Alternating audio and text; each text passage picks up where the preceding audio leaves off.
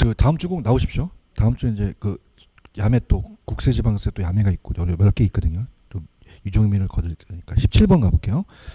17번은 문제가 나오면은 이건 일단 제끼셔야 됩니다. 역수관계를 보시라 했죠. 그래서 우리 그 테마 특강 교재 60페이지로 한번 보세요. 60페이지로 가시면은 가시게 되면은 자 어림셈법이라는 게 나왔죠, 그죠? 그럼 여기서 이렇게 잡아드릴게요. 17번에 1번하고 4번을 묶어보세요. 똑같은 얘기거든요.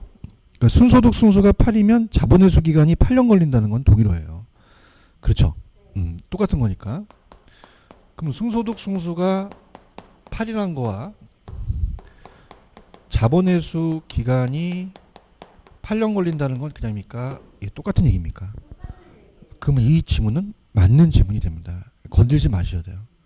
아시겠습니까? 그러니까 시험 문제 그렇게 나왔었거든요. 이 똑같이 나오면은 이거는 풀 필요가 없고 다른 게 정답이 되겠죠. 그럼 우리가 여러분들이 3번하고 4번을 묶어보세요. 3번하고 5번이죠. 3번하고 5번을 묶어보시면은 이게 역수관계예요. 그죠? 그래서 이제 제가 제 야매에 순종하십니까? 전제전능하시죠? 그러니까 우리가 보통 배당은 세전으로 가죠. 그러면 세전 현금 수지 승수와 뭐가 역수죠? 지분 배당률이 역수예요. 그죠? 지분 배당률. 그러면 여러분 어떻게 생각해요? 이게 역수라고 한다면 자, 그럼 이게 역수가 맞아야 되잖아요. 그러면 얘가 사면은 4분의 1은 25%가 맞으니 정답은 2번이 정답이라는 거죠. 근데 실질적으로 이렇게 해줘요. 얘네들이. 시간이 많이 걸리니까. 아시겠죠? 그죠? 그럼 이쪽으로 찍었어야 된다는 거죠. 부채 감당률. 무슨 말씀인지 아시죠? 그죠? 그래서 이거는 실질적으로 그렇게 시험에 나왔고 감정평가 시험 문제도 그렇게 예시를 합니다. 1분을 넘기 때문에 그래요. 그죠? 그럼 우리가 한번 풀어볼까요? 1분을 넘는지. 자, 우리가 유형순이라고 하죠. 유형순. 부세 영세. 자, 그럼 우리가 어떻습니까? 유효 총소득이 8억이죠. 영업 경비가 얼마예요? 3억.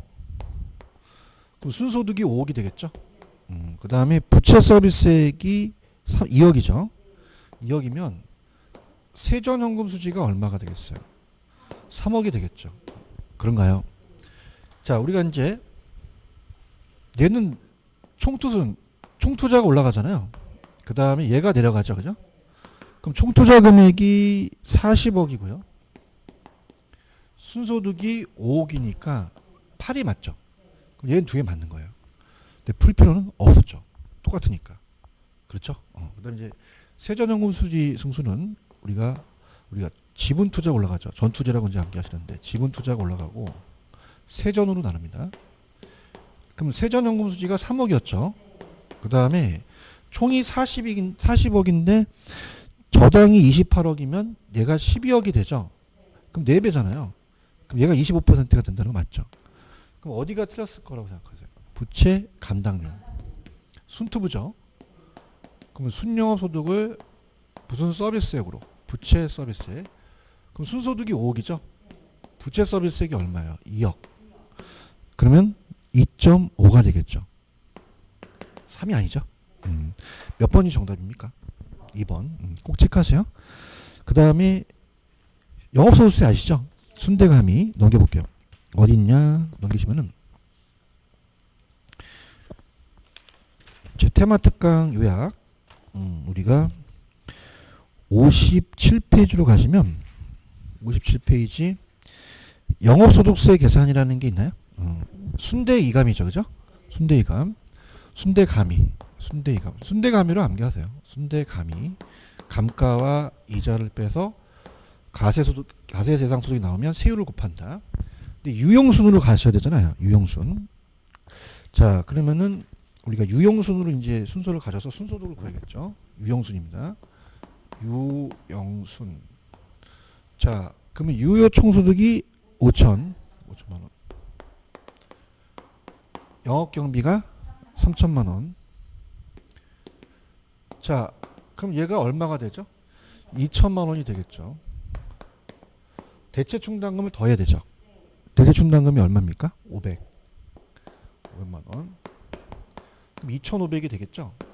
그럼 감가상각이 얼마예요? 600만 원. 이자가 400이죠. 빼면 1000이니까 1,500만 원이 과세대상 소득이 되겠죠? 그렇죠? 그럼 여기다 세율이 30%니까 0.3을 곱하겠죠? 그런가요? 그러면 얼마가 영업소득세가 되겠어요? 450만 원. 우리가 정답은 2번이 정답이 되겠죠? 자, 그 다음에 19번 가겠습니다. 자, 19번도 이제 합계 시한 가치니까 넘겨볼게요. 넘기시면은 전 페이지 있을 겁니다. 페이지. 우리가 페이지 55페이지 들어가셔서 가시면은 합계 시한 가치라는 게 있죠. 거기서 이거 들어볼게요. 합계 시한 가치입니다. 자, 19번 들어갑니다. 자, 우리가 연내 나오면 감기가 나와야 되잖아요. 그러면 연금의 내가계수와 역수관계는 일시불의 미래가치입니까? 자, 우리가 감치임계수입니까? 감치임계수가 되겠고, 그 다음에 이번에 가시면은 원리금이 나왔잖아요. 그 원리금이 나와서 자, 미상한 대출 잔액이라는 게 있죠. 그러면 제 55페이지 가시면은 거기 중간 라인에 보시면은 이번에 잔금이라는 게 아마 있을 겁니다. 자, 55페이지 가시면은 테마 22의 1번, 2번 잔금이라는 게 있어요. 찾았습니까? 그러면 잔금이 미상한 대출 잔액이죠.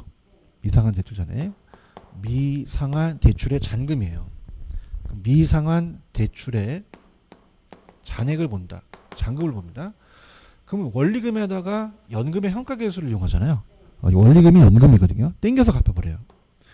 원리금이 연금이고 연연이라는 걸 곱하죠. 그럼 뭐의 현가계수로 곱합니까? 연금의 현가계수. 그럼 잔여기간으로 가는 거죠. 그러면 미상한 대출 잔액을 계산할 때는 일시불의 현가를 이용합니까? 연금의 현가입니까? 연금의 현가 이렇게 하셔야 되고요. 그 다음에 4번은 저당상수가 나왔어요. 원금이에요? 원리금이에요? 원리금 균등이죠. 저당상수는 원리금 균등 상환 방식 때 쓰는 거죠. 그런가요? 그래서 4번의 저당상수는 원금이 맞다, 원리금이 맞다. 원리금 상환할 때 쓰는 거죠. 이해하셨습니까? 5번은 맞는 지문이에요. 우리가 5번은 자, 제 요약에 보시면 잔금 비율이라는 식이 있잖아요. 연금의 현가계수를 이용하죠. 연금의 현가계수가 공식이에요. 그럼 그냥요. 거기에 이자율도 들어가요. N이라는 만기도 들어가죠. 그렇죠? 그 다음에 이제 잔여기간이 들어가니까 이제 남은 저당기간의 함수로 또 구성을 한다는 건 맞는 지문이에요. 자, 잔금 비율은 저당 대출에 대한 비상한 금액의 비율은 맞는 거죠. 그죠? 5번이 정답인가요? 맞죠? 그 다음에 가볼게요.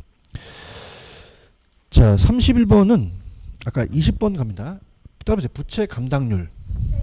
근데 이제 응용 문제로서 만약에 굉장히 어려웠을 거라고 좀 믿어요. 자, 합니다. 20번은 무슨 감당률을 구하래요? 부채 감당률. 을 구하면은 순투부죠. 순영업소득을 부채 서비스액으로 나누겠죠. 자, 그러면은 대입시켜 볼게요. 자, 지금 부채 감당률을 모르잖아요. 그럼 부채 서비스액을 찾아야 되잖아요. 그죠? 그럼 부채 서비스액은 자, 대출 총액이 얼마죠?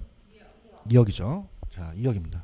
그러면 자, 부채 서비스액은 2억에다가 저당상수를 곱하잖아요. 그죠? 그럼 저당상수는 자, 이렇게 보세요. 2억에다가 0. 얼마예요? 102지. 자, 그럼 이렇게 합니다. 2억을 이 빵빵빵빵빵 치면 안 되니까 그냥 계산기에다가 2 곱하기 0.102를 그냥 곱해버리세요.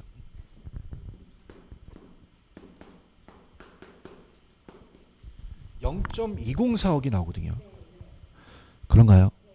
그러면 우리가 지금 순소득이 2,500만 원이라는 거잖아요. 그럼 0.25억이 됩니다. 0.25억. 그런가요? 그러면은 더 계산이 편하잖아요. 공을 안 쳐도 되잖아요. 그죠? 그러면 0.25를 0.204로 나누면 되겠죠. 나눠보세요.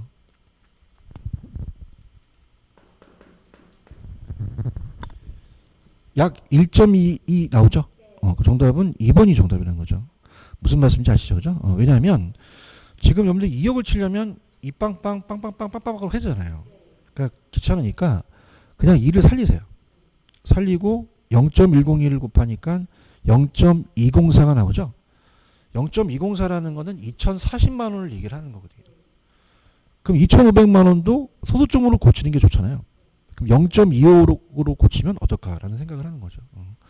개인적인 생각인데 그냥 2억에다가 곱해서 2,040만 원 나와도 되고, 그죠? 근데 이건 여러분이 그 계산 방식에 대한 거니까 그렇게 해도 된다는 거죠. 이거 아시겠습니까?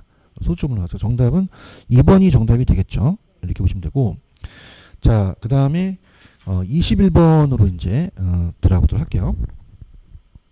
자, 이건 요약을 본다는 것보다 더 헷갈릴 수가 있으니까 그냥 아는 지식 내에서 21번에 가장 옳은 것은 몇 번이 가장 맞을까요? 2번이 맞죠, 그죠? 자, 1번은 왜 틀렸을까요? 확실히 틀리냐? 그렇죠. 다음 부동산 포트폴리오 이론에 대한 설명에 가장 옳은 거는 체계적이 아니라 비체계적을 제거하는 거죠. 체계 제거, 비계 제거. 여러 자산에 분산 투자하는 경우와 특정 자산에 집중 투자할 경우 발생할 수 있는 비체계적 위험까지 제거되는 거죠. 2번이 확실하게 맞죠. 2번에 보시면은, 자, 포트폴리오 이론에서는 같은 수익이면 낮은 위험, 같은 위험에서는 높은 수익률을 선택하는 게 평균 분산 지배원리 개념을 갖고 왔죠. 그 다음에 여러분들 효율적 정선은 이렇게 생겼어요. 들어보세요. 자, 이게 기대 수익률이고 이게 위험이라면 비례관계니까 효율적 정선은 우상향합니다. 우상향. 이게 나왔었어요. 감정평가 시험 문제. 우상향하는 형태로서 주어진 위험에서 더 높은 수익을 얻기 위해서는 더 많은 위험을 감수해야겠죠. 맞는 거죠. 무차별 곡선 있죠. 무차별 곡선은 위험의 평은 어떻게 돼요? 아래로 볼록이죠. 이렇게 오목이 아니라 볼록으로 고쳐주시기 바랍니다. 볼록하는 것은 위험면모적이라는 것을 의미한다. 만약에 기울기가 가파를수록 더 위험면모적이죠. 그러면 보수적이 되겠죠. 보수적이 되고, 그 무차별 곡선에 상대적으로 보다 가파르다면 덜 위험면모적이에요. 더 위험면모적이에요. 더 위험면모적인 공격적이 아니라 보수적 투자가 되겠죠. 정답 2번인가요? 2번이고. 자, 그 다음에 이제 22번은 뭐 또 요약을 갈 필요가 없습니다. 이런 것들은 이제 여러분들이 다 알고 계시는 거니까. 자, 확실히 틀린 거. 자, 대답을 안 해서 가볼게요. 니츠로 가볼게요. 니츠로 가시면 가보세요.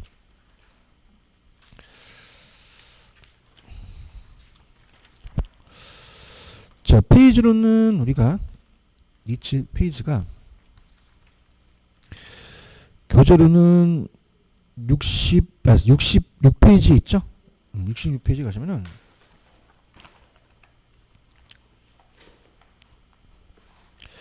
뭐가 틀렸냐면 22번의 정답은 4번이 틀렸어요. 그죠? 4번.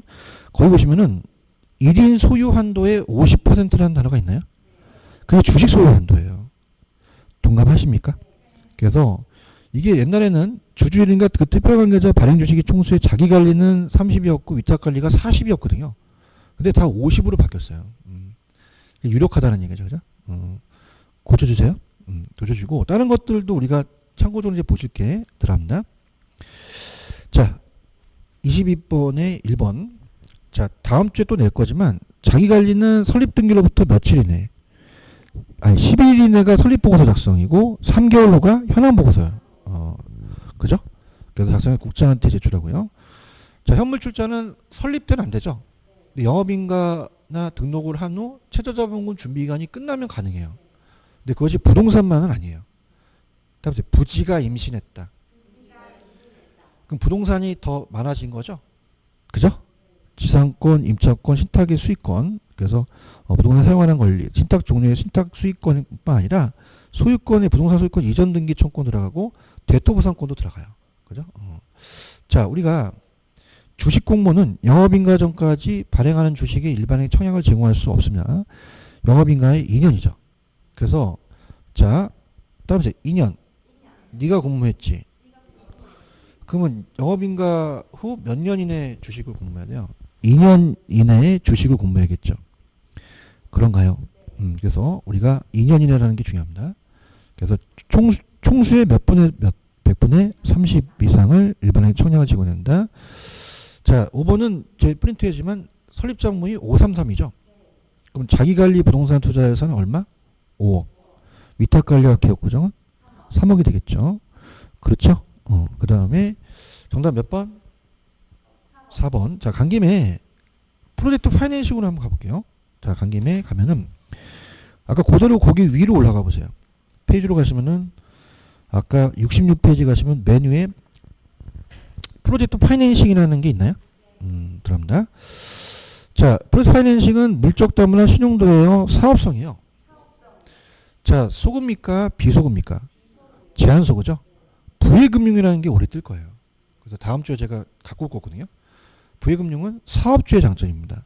차입자는 좀 지워주세요. 차입자는 좀 문제가 됐어요. 차입자는 프로젝트 회사거든요. 그죠? 차입자보다는 사업주가 맞습니다. 금융기관의 장점이 아니라 위험이 클수록 수익도 높죠. 위험이 감소할 수 있고요. 보증보험 다양한 주체인데 제가 낸 게 리을이에요. 그죠? 정보가 대칭이에요? 비대칭이에요? 비대칭 문제를 해결했죠. 그러면 정보가 대칭성이기 때문에 비대칭 문제를 감소시키죠. 사업성을 검토하기 때문에 서로 정보를 공유하잖아요. 그 비대칭성에 대한 문제를 오히려 감소시키는 게 정답이 되겠죠. 그런가요? 그 다음에 개발사업의 자금 지출의 순위는 개발했다는 공사비를 개발이 우선해야 되는 거죠. 그죠? 그럼 이제 답을 다 가르쳐 드렸어요. 23번의 정답 4번이죠. 자, 이는 당해 사업 자체에 만약에 이제 그 인천 고속도로가 이제 프로젝트 파이낸싱이 나르면 톨게이트비를 받잖아요. 그럼 그 자체의 수익성이 있죠. 또 설비에 의존하고 모든 당사자가 당해 개발 사업의 사업성의 검토를 집중했죠. 그럼 제 요약도 있지만 정보의 비대칭 문제가 오히려 감소하죠. 서로 공유하니까. 맞나요? 1번 해당 사업이 파산하더라도 비소구잖아요. 대출자는 사업주한테 상환 청구를 할 수 없으나 소유권이 제한되어 있고 원리금을 상환하는 건 당해 사업에 발생한 현금 흐름에 의존합니다. 수익성 높고 장기적인 사업. 자, 사업주가 신용이 취약할 경우에도 사업성을 담보로 하기 때문에 자금 조달이 가능해요. 다양한 사업 주체를 참여시킬 수 있기 때문에 이해 당사 간의 보증과 금융 참여에 통해서 위험이 분산이 가능하다. 자, 5번 우리 시험에 나옵니다. 부의금융은 금융기관이 아니라 사업주의 채무 수용 능력을 제고시키는 거죠. 찾았죠, 그죠? 다음 주 갖고 올 거지만 이번에 감정평가 시험 문제 좀 쉽게 나왔어요. PF가. 그래서 다음 주 문제를 한번 풀어보도록 하겠습니다. 자, 이해 가셨죠? 그다음 24번은 뭐 들어갈 필요가 없고 우리가 다 아시는 내용이니까 일단 천천히 한번 가볼게요. 부동산 금융제도에 관한 설명 중 틀린 거는 몇 번이 틀렸냐면 24번의 정답은 4번이 틀렸습니다. 자, 이렇게 한번 생각해 보세요. 자, 필기를 해도 좋습니다. 들어보세요. 자, 우리가 원리금의 상환과 잔금은 틀리겠죠. 그죠? 그래서 들어보시면은 이 부의 상환이 어려울 수 있어요. 그래서 그래프를 좀 우리가 이해를 돕기 위해서는 자, 합니다. 자, 제가 이제 항상 얘기하는 게 1,000만 원에 10년에 10% 고정금리를 강조했죠. 그럼 원리금을 보세요. 원리금. 원리금에 대한 상환이 누가 제일 초기에 맞느냐? 갑니다. 초기하고 후기예요. 그럼 항상 제가 강의 때 원리금 균등은 원리금이 균등하잖아요. 130씩. 원리금 균등은 원리금이 130씩 균등하다라는 거 이해 가셨죠? 최저식은 올라가는 거죠. 최저식은. 그럼 최저식은 점점 그냥요 늘어나요. 그럼 원금 균등 하나밖에 안 남았죠. 그럼 원금 균등 상환 방식은 처음에 부담이 제일 높다는 얘기죠. 자, 그러면 초기에는 1번 누가 제일 높아요? 원금, 원리금, 최저식 차입자 초기 상환 부담이 가장 작은 게 최저식 상환이죠. 초기에. 여기까지 가시겠습니까? 근데 이제 제가 그 5번, 4번, 5번을 이제 연결시켜 볼게요. 4번, 5번 찾으셨죠? 근데 잔금에 대한 건 틀려요. 나머지 잔금의 순서는 틀린 게 들어보세요. 갑니다. 잔금은 그래프가 좀 달라집니다. 이렇게 달라지는데 잔금은 달라져서 초기와 후기가 좀 달라져요. 그럼 1,000만 원이 처음에 원금이라면 이게 상환되겠죠, 그죠? 1,000만 원이 자 초기에 원금이라면 초기 원금입니다. 자, 그러면 잔액이 점점 줄잖아요, 그죠? 근데 중요한 건 1,000만 원에서 10년이면은 100만 원씩 원금 균등으로 상환돼요.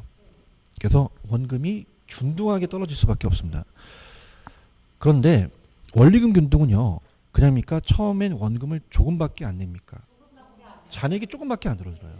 나중에 확 가는 거죠. 근데 최정식은 달라요. 최정식은 1,000만 원이 더 늘어나요. 왜? 이자도 안 내다 보니까. 자, 어떻습니까? 요렇게 되는 거죠. 그럼 요렇게 된다는 거는 요만큼 마이너스가 난다는 거죠. 1,000만 원입니까? 1,000만 원보다 많아집니까?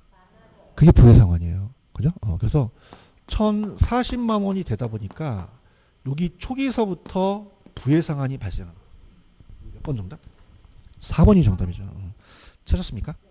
그 다음에 5번을 이제 설명한다면, 자, 이렇게 봅니다. 그러면은, 여러분 생각하실 때, 처음에 상환 부담이 큰 게 원금, 원리금, 최증식이잖아요.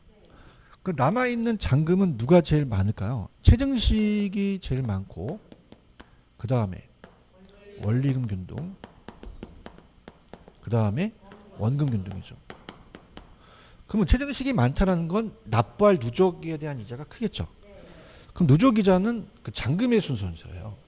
그럼 원금 균등이 가장 작겠죠. 이렇게 보시면 됩니다. 이해 가시겠습니까? 이렇게 해서 이렇게 보시면 되고요. 자, 그 다음에 자 우리가 2번 변동은 대출자를 인플레에서 위험으로부터 보호해 주잖아요. 자, 사실 저도 이제 대출을 많이 받지만 CD에서 코픽스로 가는 흐름이에요. 근데 아직 또 CD를 쓰는 은행도 있긴 합니다. 그러니까 CD를 사용하고 있다는 건 뭐 틀린 집은 아니지만 거의 이제 코픽스로 가고 있다 이렇게 좀 생각을 해줬으면 좋겠고요. 자, 그 다음에 자 정답 4번이 정답이죠. 그 다음에 25번은 바로 갈게요. 이건 제 요약을 가셔야 됩니다. 자, 시장은 이제 1차와 2차 시장이 있죠. 갑니다. 그래서 넘겨보세요.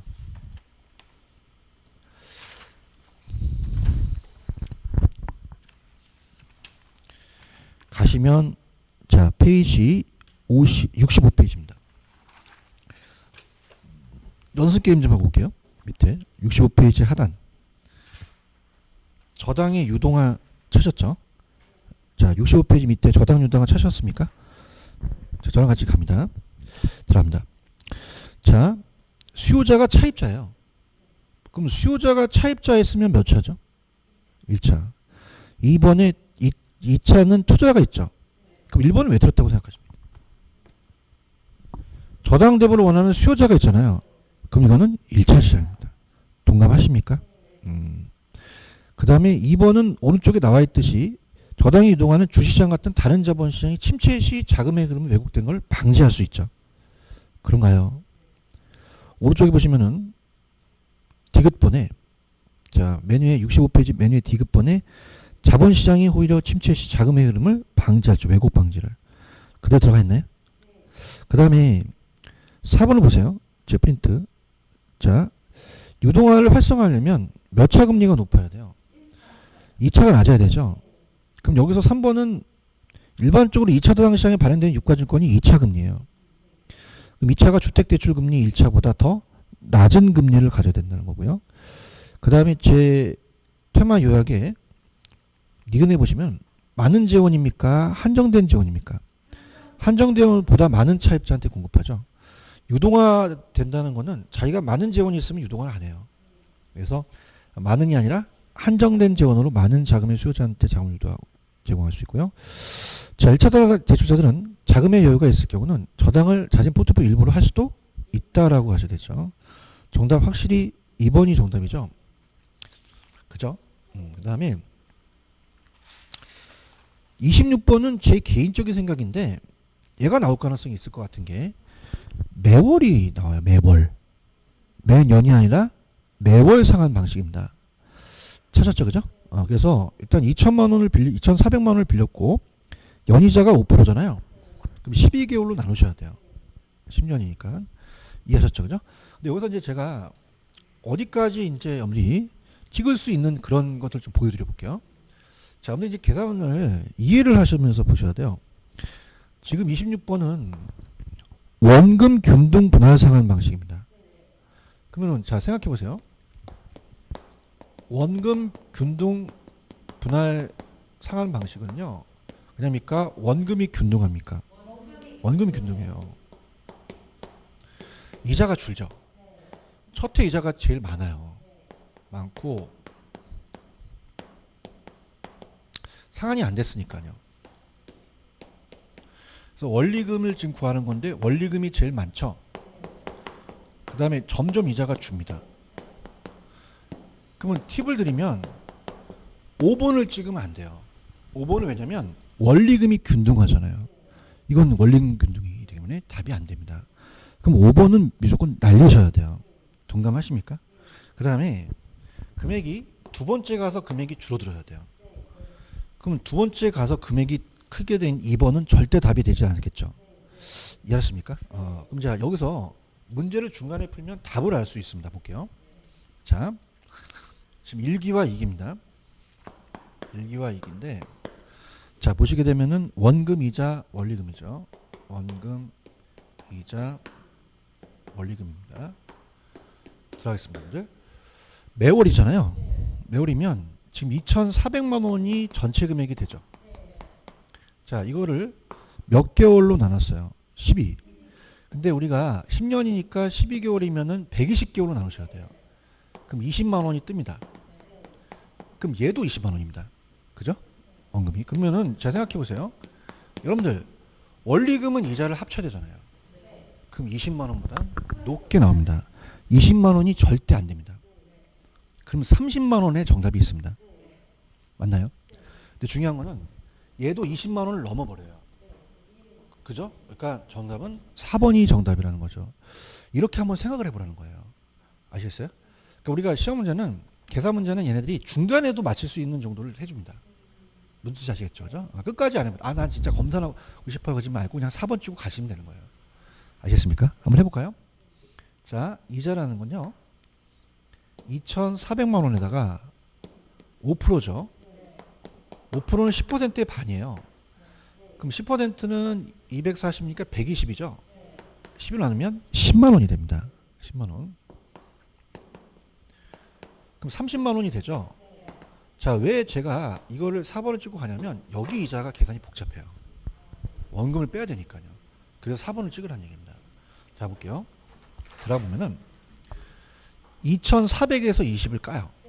그럼 2,380만 원이 나옵니다. 계산이 복잡해지는 거죠. 그런가요? 여기다가 5%한 다음에 12개월로 나눠줘요. 그죠? 그러면 약 9만, 자, 우리가 어떻습니까? 요거는 99,167원 정도가 떨어지거든요.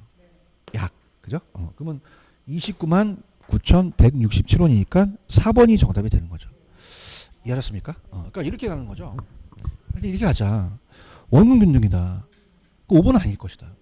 아닐 것이다. 원금은 두 번째가 많아지진 않을 것이다.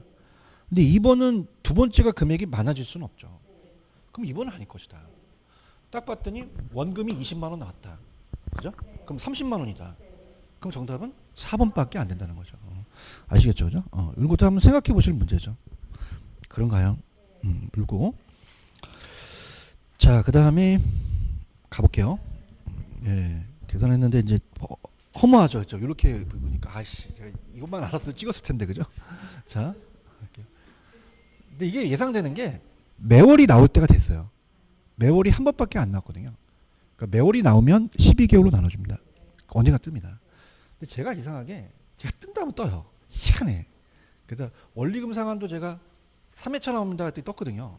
그때 희한해. 제가 모르겠어요. 인기가 있긴 한데 그걸 또 너무 바라서 가지 마시기 바랍니다. 가지 마시고 신기가 있다고 해서 꼭 저도 믿는 건 아닌데 하여튼 뭐 좀 느낌이 와요. 느낌이 오고.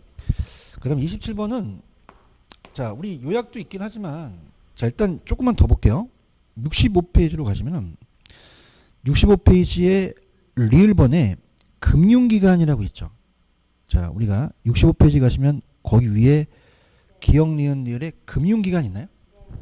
자 그럼 금융기관의 장점을 얘기를 하는 겁니다. 누구의 장점? 자 BIS라는 건 뭐냐면 자기자본 비율이 뭐냐면 현금 보유 비율이에요. 자 유동화가 되면 돈이 들어와요. 현금이 많아집니다. 그럼 유동성이 증가되고 유동성 금리염이 감소합니다. 대출 여력이 확대되는 게 금융기관 입장이에요. 그래서 27번의 정답은 5번이 정답이 됩니다. 찾았죠? 자, 1번은 틀린 지문은 아닌데 이건 차입자 입장이에요. 누구 입장이다? 여기서는 금융기관의 입장을 얘기했잖아요. 그래서 1번은 차입자 입장이기 때문에 틀린 지문이에요. 그래서 초기 부담 없이 소자본으로 주택 구입이 가능하다는 건 맞죠? 근데 누구의 것이에요? 차입자죠. 자, 2번 유동성은 어떻게 됩니까? 증가합니다. 금리 위험, 유동성 위험은 감소합니다. 4번은 투자자 입장이에요. 누구 입장이다? 투자자. 그래서 우리가 MBS 같은 경우는 그 HF공사에서 지급 보증을 해주거든요. 그러면 안전하잖아요. 그러면 누구 입장이다? 투자자 입장이 되죠. 여기는 금융기관 입장을 얘기한 거죠. 그 정답은 5번이 정답이 되겠죠. 그런가요? 이렇게 보시고, 그다음 28번은 뭐 우리가 BTO, BTN은 너무 많이 했죠. 그래서 이제 그냥 천천히 한번 가볼게요. 오늘 이거는 일단 가볼게요. 또 요약을 또 찾으실 분이 계셔서 넘겨볼게요. 이것도 나왔어요. 제가 다음 주에 제가 또 감정평가 문제를 보여드릴 테니까. 페이지로는 70페이지죠.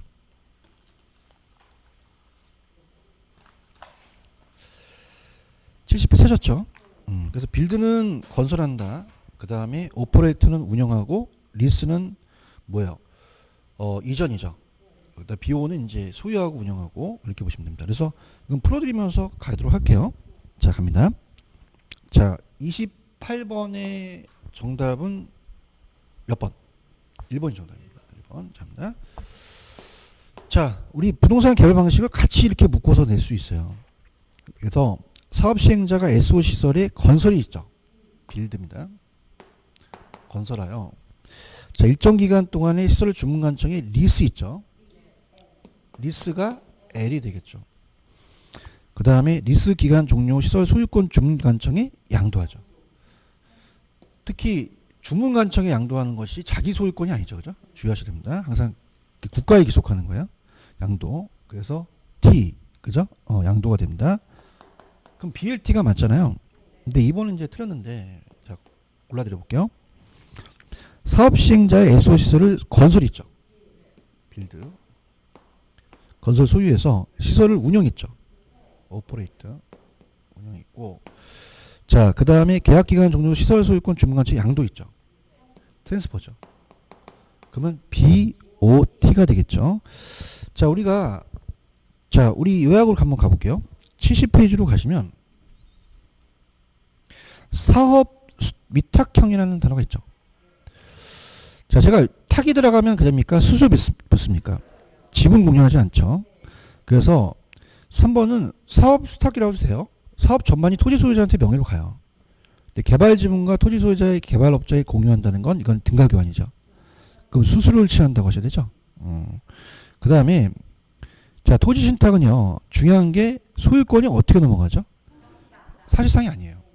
부기등기에서 우리가 토지 소유권이 사실상이 아니라 형식상에 넘어가고요. 그 다음에 이제 오른쪽 문제를 풀다가 오른쪽 문제에 신차지 있었죠. 신차지는 종료 후 건물이 시가로 양도고 토지가 무상이죠. 그러면 5번에 가시면은 시차지 방식은 차지계약 종료 시점에 토지가 아니라 건물이 시가로 양도된다는 것이 되죠. 1번이 정답이 되죠. 그 다음에 이제 29번은 좀 많이 틀리셨더라고요. 넘겨보시면은 전 페이지 한번 가보세요. 가시게 되면 자, 우리가 타당성 분석 69페이지로 갑니다.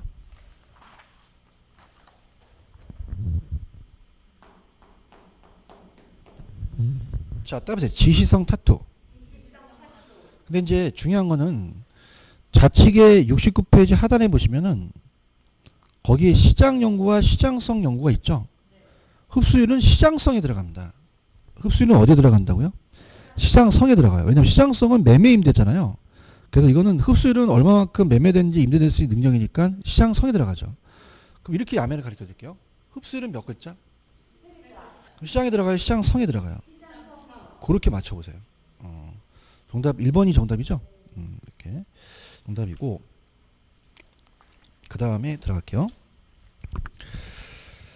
자, 부동산 시장 분석은 개발업자는 대상 부동산의 시장을 차별화시키는 건 맞아요. 공급, 그다음 세분화, 수요를 세분화시키고 수장 분석에 초점을 정립할 수 있으며 불필요한 자료를 수집을 제거할 수 있다. 그다음 지역 경제는 제 박스도 있지만은 특정 지역이나 도시의 모든 부동산이에요. 기본적인 수요를 분석하고 그다음에 타당성은 이제 대상 개발 사업의 성공적인 수행될 수 있는지를 여부를 분석해서 이 대상 개발 사업의 수익성이 세후 현금 수지를 갖고 따지죠. 대상 개발 사업의 타당성이 충분하다고 해서 언제나 투자자한테 채택되는 건 아니죠.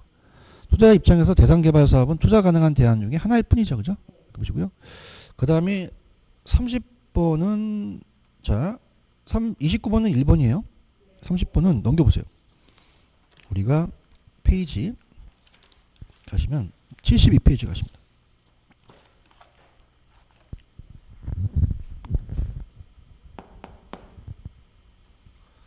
가시면 거기 밑에 임대차 유형 활동이라는 게 있죠. 그럼 자 우리가 주거용이 있고 그다음에 공업용이 있습니다. 공업용. 그다음에 사무실이나 공업용. 매장용은 사람을 매장시키는 묘지가 아니라 쇼핑센터 같은 걸 얘기하죠. 상업용 부동산을 얘기해요. 자 그러면 임차인의 선정 기준입니다. 임차자. 그래서 임차자의 선정 기준 어떻게 선정하냐? 주거용은 그냥요 유대관계예요. 유대성 서로 어울려야 된다는 거고요. 자 얘는 목조 건물에 화학공장 들었으면 안 되죠. 그 용도에 적합해야 돼요. 적합성이고. 그 다음에 매장용 부동산은 가능 매출액이죠. 가능 매상고, 가능 매상고 수익성을 얘기합니다. 그래서 안기기법이 제가 주유소습격 사건 얘기했죠. 영화. 그 다음에 설경구 씨 나오는 공공의적. 공공의적. 그 다음에 이제 임대차의 유형이에요. 임대차의 유형으로 본다면 임대차 계약입니다. 임대차의 계약. 자, 얘는 무슨 임대차요? 조임대차. 전체적으로 다 내는 거죠. 그죠?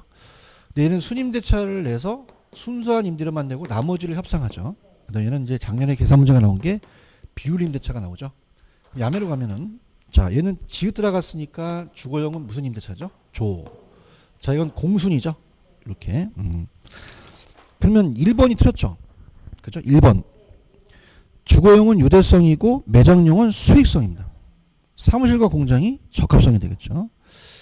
2번이 맞죠. 조임대차는 임차인의 조임대를 수령한 그 전체적인 임대를 임대인이 순임대를 제외한 세금 보험료를 다 내요.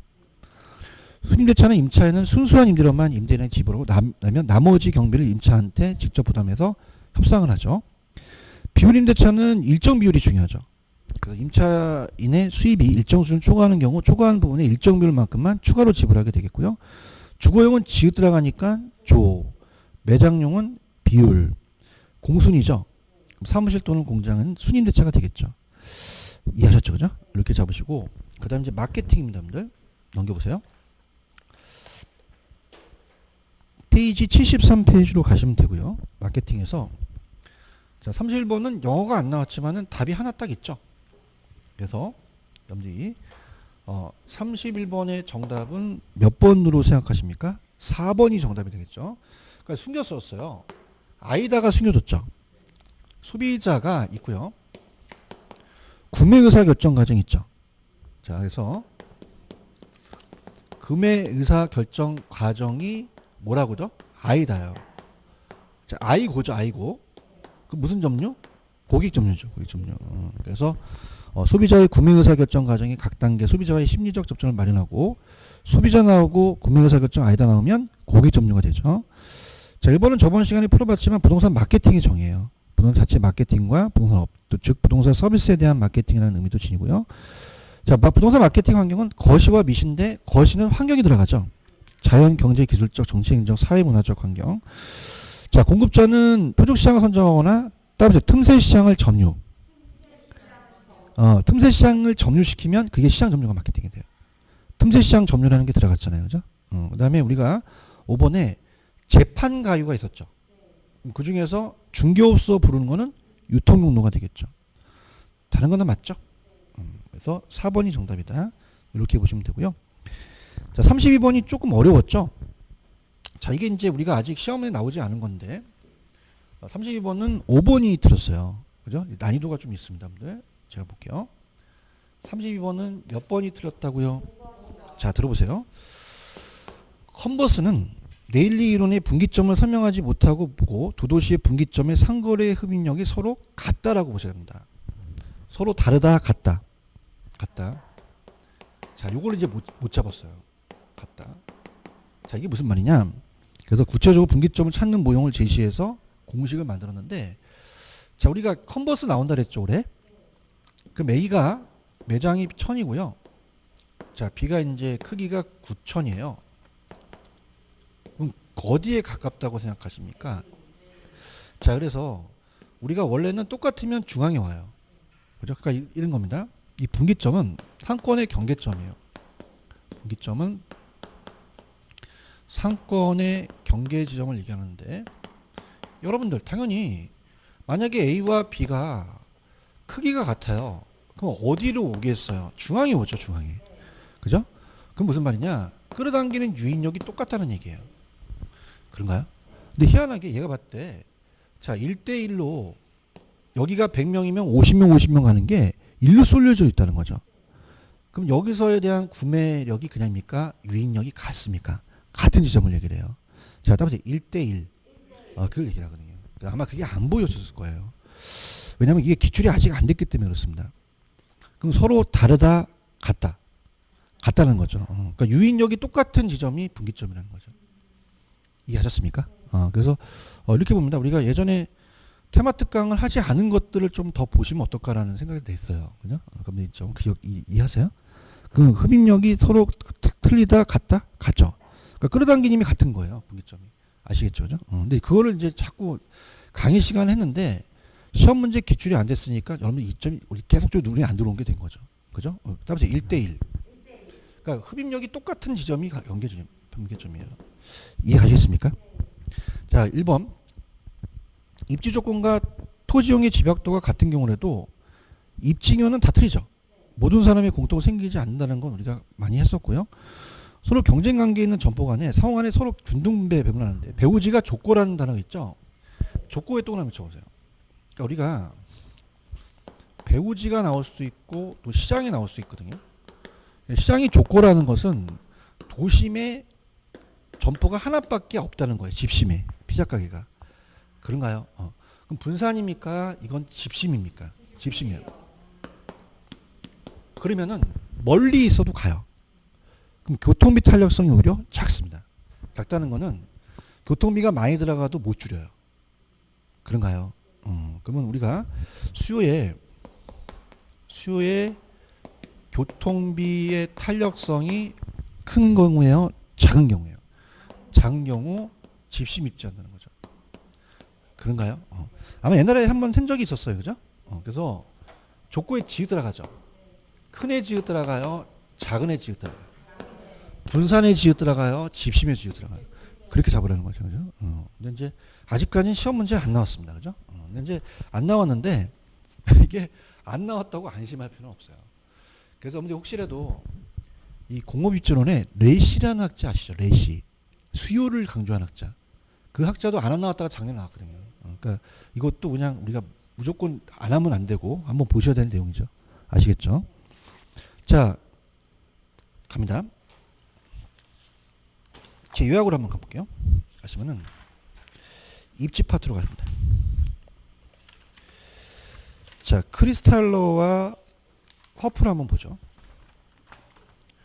크리스탈러와 허프를 보면은 일단은 여러분이 크리스탈러 이론을 먼저 볼게요. 페이지로는 43에 있죠. 43 갑니다. 이것도 아직 안 떴는데 보시면 크리스탈러의 중심지로는 거시적이에요.